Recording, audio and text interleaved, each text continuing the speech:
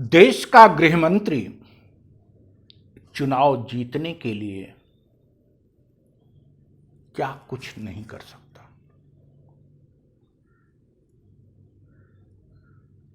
अभी अपने कार्यकर्ताओं की एक मीटिंग में वो कहते पाए गए कि सोशल मीडिया पर हंसा के, कैरिकेचर बना के और डरा के अपनी बात पहुंचाओ। और उन्होंने कहा ऐसा करके ही हम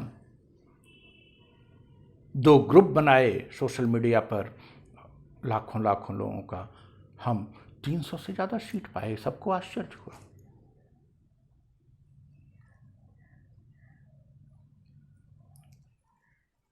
वस्तुतः यह सरकार काम से ज्यादा भरोसा करती है कि कैसे लोगों को भ्रमित किया जाए, कैसे अपनी अकर्मण्यता को कर्मण्यता में परिवर्तित किया जाए। मीडिया के माध्यम से, मीडिया को दबाकर, मीडिया को धमकाकर, सोशल मीडिया के माध्यम से पेड लोगों को रखकर वे सरकारी कर्मचारियों को उनके कार्य पर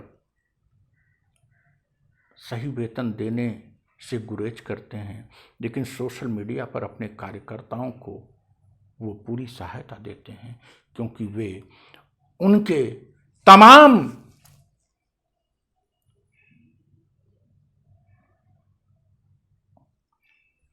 दुष्कर्मों को छिपाने का और दुष्कर्मों को सत्कर्मों में परिवर्तित करने का काम करते हैं। वस्तुतः वर्तमान गृहमंत्री की पृष्ठभूमि भी यही है। गुजरात में उनकी क्या स्थिति थी और वो आज गृहमंत्री बने हैं। और जब कोई उनको चाणक्य कहता है तो आश्चर्य होता है कि अगर हर नकारात्मक प्रवृत्ति वाले व्यक्ति को चाणक्य की संज्ञा दी जाएगी, तब तो हमारी संस्कृति और हमारा जो एक प्राथमिक अध्येता था उसके व्यक्तित्व का विनाश हो जाएगा।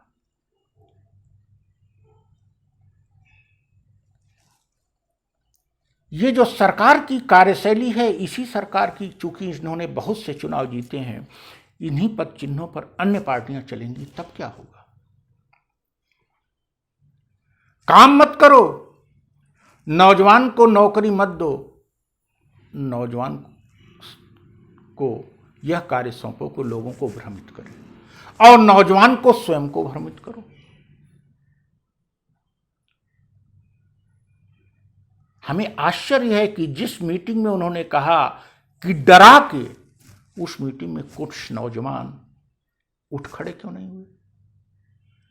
क्या नौजवानों का खून खौलना बंद हो गया है? क्या उनकी अस्मिता नष्ट हो गई है? क्या सत्ता की लोलुपता इतनी बढ़ गई है कि प्रधानमंत्री, गृहमंत्री, मुख्यमंत्री कुछ भी कहे और हम सुन लें? ये राजतंत्र तो है नहीं। राजतंत्र में भी नहीं सुना जा सकता था। जिसकी आत्मा होगी, तमाम ऐसे लोग हुए हैं जो बड़े बड़े सम्राटों के सामने अपनी बात कहे हैं, निर्भीक होकर कहे हैं। जो लाइन सुकरात से शुरू होती है वो राष्ट्रीय आंदोलन तक जारी रही। लेकिन आज क्या हो गया है? देश का गृहमंत्री कह रहा है डरा के अपनी बात प्रस्तुत करो, और मीडिया साइलेंट है, प्रधानमंत्री साइलेंट है, बीजेपी के अन्य नेता साइलेंट हैं, आरएसएस साइलेंट है, और इन सब से बढ़कर नौजवान ताली बजा रहा है। यह पार्टी, यह राजनीतिक दल नौजवान को क्या बनाना चाहती है? शिक्षा में दकियानूसपन लाकर, अंधविश्वास लाकर, थाली घंटी बजवाकर, मोदी है तो मुमकिन है, क्या नारा देते हैं। मुमकिन कर रहे हैं। क्या मुमकिन कर रहे हैं? बर्बादी। राष्ट्र का जो निर्माण हो रहा था और हमारी वैचारिक पृष्ठभूमि, हमारी नैतिक पृष्ठभूमि जो राष्ट्रीय पुनर्जागरण से शुरू हुई थी, सुधार का कार्य, धर्म और समाज के सुधार का कार्य, फिर राष्ट्रवाद के रूप में और राष्ट्रीय आंदोलन के रूप में जो नैतिक संदेश हमारे राजनेताओं ने, हमारे महापुरुषों ने दिया, राम मोहन राय से ईश्वरचंद्र विद्यासागर, विवेकानंद, दयानंद सरस्वती से होते हुए तिलक, गोखले, टैगोर, गांधी, नेहरू तक, अंबेडकर, पटेल, सुभाष चंद्र बोस तक, भगत सिंह, चंद्रशेखर आजाद तक, इन सब के परिणाम स्वरूप